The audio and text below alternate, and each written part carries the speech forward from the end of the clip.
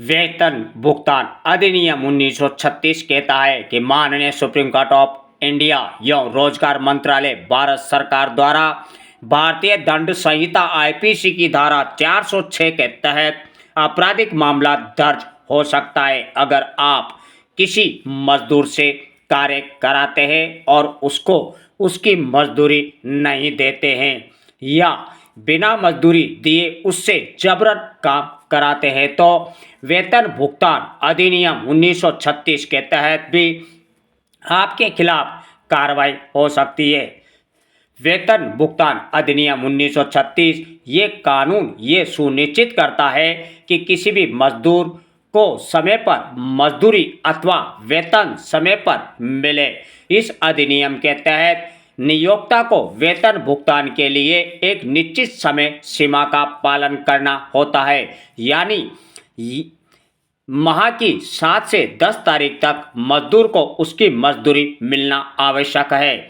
नहीं देने पर ऐसे व्यक्ति पर जुर्माना सहित अन्य दंड भी लगाया जा सकता है। मजदूरी देना कर्मियों के लिए भारत सरकार ने विनियमन एवं उन्मूलन अधिनियम 1970 व मजदूरी संहिता 2019 जिसमें वेतन भुगतान अधिनियम भी शामिल है। ये कानून मजदूरी भुगतान को नियंत्रण करता है, लेकिन उक्त अधिनियम से कई मजदूर आज भी अनजान हैं। ऐसा ही एक मामला आज जिला कलेक्टर परिसर में आया जब एक मजदूर छोटी छोटी पर्चियों में कुछ लिख कर लाया जिसमें लिखा था कि मैं इन व्यक्तियों के वजह से आत्महत्या कर रहा हूं। जब इसी बात को देखा तो उसने बताया कि मुझसे जबरन बंधुआ मजदूरी कराई जा रही है और ना ही पैसे दिए जा रहे हैं। मांगने पर जान से मारने की धमकी दी जाती है। कहीं पास में काम कर रहा था, वहाँ पास में कोर्टयार्ड कॉलोनी में 7 नंबर मकान वालों ने मेरे से ज़बरदस्ती काम करवाने के लिए ज़बरदस्ती कर रहे हैं शुरू से ही।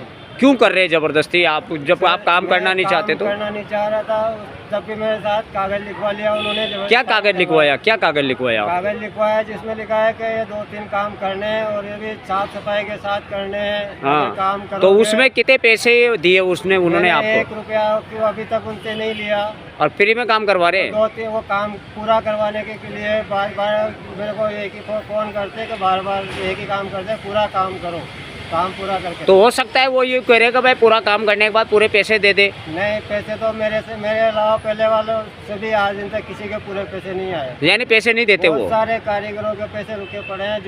जो भी कहते हैं मोहल्ले से भी पता लगा कि सब कोई पैसा नहीं दे रहे किसी का भी पूरा। अच्छा। और घर में पूछ के तो ना माँ बेटी मारती हो रहे डंडों से। मतलब मारते भी है? मारते भी, बांध के मारते हैं। अच्छा, मैंने सुना है मोहल्ले में, मेरे पास सबूत तो नहीं है लेकिन मोहल्ले में सुना है। क्या कहते हैं वो? कहते हैं कोई हमारा काम पूरा करके जाओ। अच्छा। पैसे मांगते, पैसे नहीं देते। और घर में बहुत बंद करके कौन मारता है? वो घर में दोनों माँ बेटी। माँ बेटी का क्या नाम है? ये माँ का नाम है रंजना कंवर और बेटी वसुधा राजावत। अच्छा, ये कहाँ रहते हैं? 7 नंबर कोर्टयार्ड कॉलोनी। अच्छा, जो ये मतलब अगर काम नहीं करे तो मारते हैं? हाँ, मैंने सुना है ऐसा वहाँ मोहल्ले में। आपके साथ भी कोई अभद्रता की, गाली गलौज की गए? साथ तो जाते ही कहते हैं। एक बार बुलाया, मैं 2-3 दिन फर्स्ट बार गया, 2-3 दिन बाद में। मतलब क्या है, कैसे कौन आपको धमकियाँ भी दे रहे हैं? हाँ, फोन कर रहे हैं बार बार। क्या कह रहे हैं? काम करना है, हाँ, मेरे साथ काम पूरा करके जाओ, नहीं तो हम आपको कहीं उलझा देंगे। अच्छा, फिर क्या मेरे को फोन पे धमकी आते हैं, डिप्रेशन में आ गया। हाँ। पर मैं सोया नहीं, हाँ, पूरी रात कुछ लिखता रहा। सुबह होते होते तो सुसाइड नोट लिख के मरने जा रहा था बच्चों की वजह से।